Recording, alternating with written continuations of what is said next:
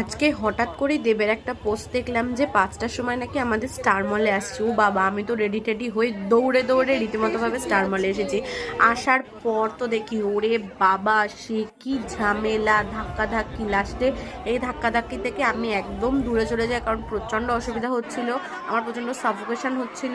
সত্যি কথা বলতে একদমই ভালো ছিল না আমার এখানকার এক্সপিরিয়েন্স। লাস্টে আমি একদম দূরে যেয়ে কোনোরকমভাবে দেবকে দেখতে পাই। ভাই, দেবকে